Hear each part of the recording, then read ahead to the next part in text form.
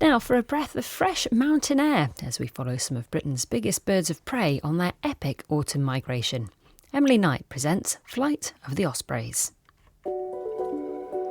Britain's ospreys are heading south. Back at the end of summer, they began their 5,000-kilometre migration from as far north as the Cairngorms all the way to West Africa, where they spend the winter.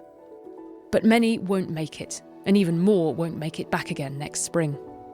A team of conservationists is following them to discover the dangers they face along the way, and to ask what we could be doing to make their journey a little easier.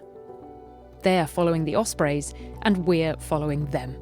Biologist and adventurer Sacha Dench is at the helm. It was just exciting to have a chance to follow the journey of the ospreys, meet a few more people along the way in countries along the flyway. It's mid-August, and both ospreys and humans have navigated south through the UK, across the Channel and down the length of France. And they've hit their next challenge, the towering peaks of the Pyrenees. At that point, we had a choice to make. So the ospreys also have a choice to make. If they've got to that point, they can choose to pass the Pyrenees either by going out to sea and across the water. And many of them go through a main estuary known as Urdaibai, and others head up straight into the mountains. And so which did you choose? We chose both. First stop, the western route. The birds fly right out to sea over the Bay of Biscay, then head south to find land again in northern Spain, at an estuary called Urdaibai. But on the drive over, the team hit problems. The fan belt suddenly started squealing like mad, which we'd guess was either something to do with the water pump or the alternator. We had then found out very quickly that we had broken down at the worst possible time of year for this region because everybody is on holiday. It's a Basque regional festival. So we spent 8 hours on the side of the motorway. Once we eventually got towed, we were told that there would be no one available to even look at the vehicle for another 2 weeks. And so, yeah, there was definitely a low in team morale. But it also definitely helps having Osprey stuff and our route printed on the side of the vehicle. The tow truck driver who was originally saying to us that nobody will look at this and for another 2 weeks started asking us about the expedition. And next thing he was like, okay, let me have a look. And he diagnosed it within about 5 minutes and then said, there's a spare parts place down the road. I'm pretty sure we'll have the part you need. Back on track and only a little behind schedule, the team arrive at Urdaibai. So I'm looking out now on a vast reed bed where we've got egrets, gadwall, various different ducks. We've got black-winged stilts, and you can see from the air how it acts as a really natural funnel for anything coming from the north. We're in the middle of the Urdaibai Biosphere Reserve, which is a really, really fantastic place. It's in the Basque Country, and it's a really important place for migratory birds, and for the osprey, of course. Rowan Hardman is one of the educators at Urdaibai Bird Centre. For me, it's magical. It has something special in all the seasons of the year. Sometimes, for example, like in winter, it's full of widgeons that have come from the north. Maybe there'll be 400 widgeons there, and they make like an orchestra with their amazing whistling. And you always have all the changing colours, the different light. It's like a fantastic theatre. Back in 2017, Rowan was involved in a groundbreaking reintroduction project here, bringing 12 tiny osprey chicks from Scotland and raising them here on the reserve. I was looking after the young ospreys when they were brought from Scotland. That was a whole, what would I say, like a bit of a roller coaster in a way, because you feel so close to them and responsible for them. Just watching them and feeding them every day and watching their behaviour, watching them change from babies, really babies, at the bottom of their cages. Then slowly as they got older, watching them begin to go onto their perches, and then finally, they started wanting to get out, exercising their muscles, and then the final day, when you release them, you spend the whole day there waiting for them to fly, and that terrible, oh my God, are they going to be okay? Obviously, because there are roads nearby, there are big trees nearby, so it's like when your baby takes its first steps, it's that kind of feeling. For a whole day you're just waiting for them, and then they fly and they are here in their independent stage, and then you wait for them to come back. Some of them come back, but a lot of them don't. Like all reintroduction projects, the real test comes long after the babies have flown the nest. The question is whether any of them make it back again to breed. One male, called Roy, has been coming back every year, but last year, for the very first time, he was accompanied by a mate, a female called Lander. The celebrity couple, Roy and Lander, became the first ospreys to breed in the Basque Country for hundreds of years. 3 chicks emerged. One of them was albino, a pure white osprey chick. Edorta Unamuno, a biologist working at Urdaibai, remembers the excitement. We put a camera close to the nest, and it was something incredible. It was more or less the COVID season, so I think people was at home, confined, and to have a camera in the nature with a couple of ospreys with chicks, it was like Big Brother, yeah, but with ospreys. So people was incredible. More than 1 million of visits we had in our YouTube channel. It was, wow, incredible. Yeah. From a local level to a global level, it had massive impact.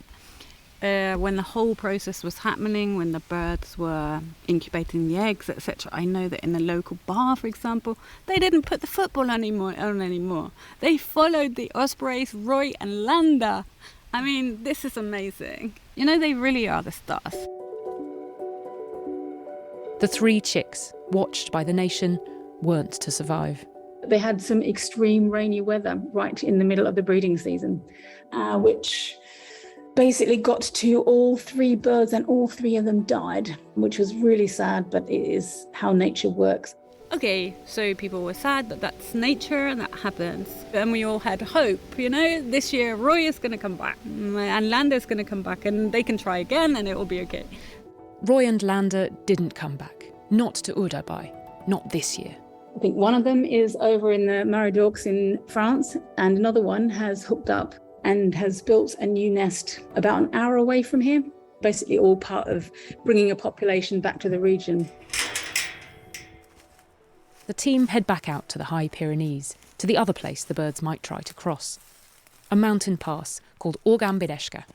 It was quite a hike up a hill for me with one of my legs still in metal, but I managed to work my way up that to be at the top of the hill and meet up with about 30 to 40 volunteers that sit on the top of this mountain in the middle of a pass. So there are much higher mountains all around you as far as you can see.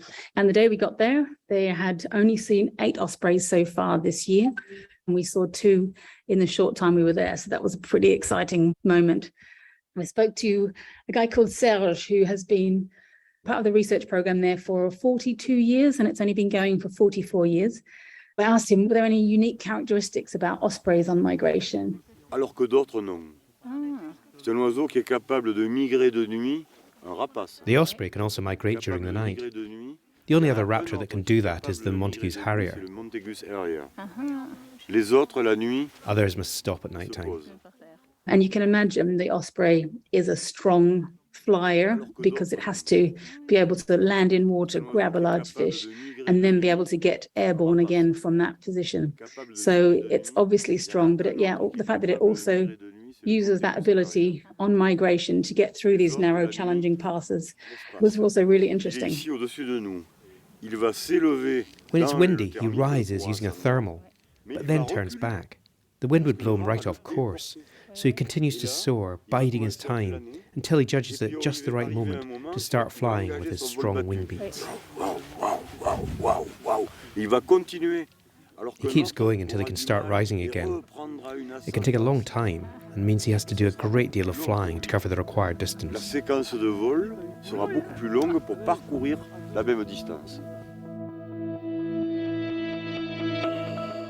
While the team is on the road, they're also keeping up with 3 named and tagged ospreys from the Tweed Valley in Scotland. 3 brothers, Kirk, Glenn and Tweed, all flew the nest on the 25th of August, although they won't head south together. Newly fledged ospreys on their first year of migration do it alone. So Sacha is keen to find out where they've got to.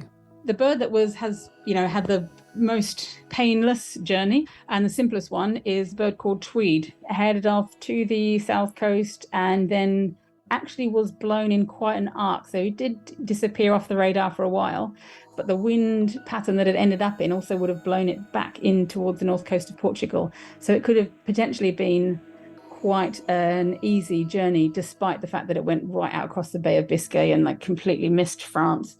So yeah, he's been in Portugal for well over a week now, maybe nearly 2 weeks, in the northwest, feeding. Might find that's a place that he can actually stay for the entire winter. Has found what seems to be sort of osprey paradise there in the Aveiro Lagoon. Diane Bennett from Forestry and Land Scotland is keeping track of their movements. And he's just having quite lazy days. There seems to be like small fishing trips, and then the rest of the time just resting and roosting in trees along the sand dunes. So no concerns for him. Tweed's brother, Kirk, has had a less easy time of it. After a fairly promising start. Pretty much made a beeline for Dartmoor to a small river, which is only about 10, 15 kilometres from my home on Dartmoor. Then it made a kind of move off to the west and then ended up in Ireland. Why would he have headed west? That's a good question. The time he headed west, there was strong winds from the east. So he's ended up in Killarney National Park. There's a river running through that. And Kirk was spending time flying around the area, fishing along the river. And then suddenly, on the morning of the 5th, headed off in a northwesterly direction. The speed that the bird was doing at these points were like 29 kilometers an hour, and then 70 kilometers an hour, and then up to 92 kilometers an hour, and then back down to 85 kilometers an hour. At that point, that position 1, I'll just refer to my notes here, but he was travelling at 95 kilometres per hour, which seems a little extraordinary. You know, it's a sudden zoom. Could that be a gusting wind that's lifted him and blew him across? I mean, it is a day with an incredible pressure system down here, which is creating pretty strong winds. So I'd say the weather system might have just completely acted against him. Yeah. And then, day went past, 2 days went past, and it's now been well over a week. And there's been no more sign of the birds. So presumably he's become lost at sea, really. Looking at the bigger picture, wind patterns in that whole region of sea, there's almost zero chance that he could have made it back to land, certainly not heading towards Europe. So, we think that Kirk has become one of those statistics, one of the 70 to 80% of young birds that never make it back. It's still a relief that we have 2 of the young birds that are still alive and on migration. But sad that Kirk isn't with us anymore.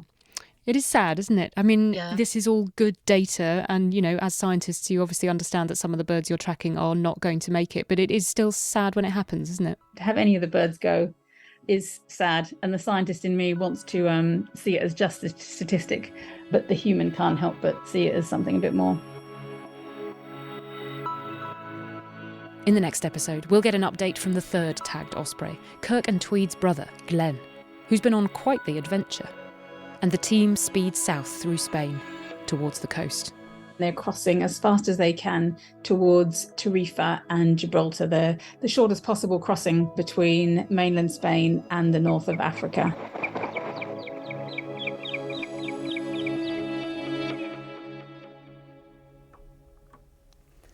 Flight of the Ospreys is presented by Emily Knight and produced by Alasdair Cross.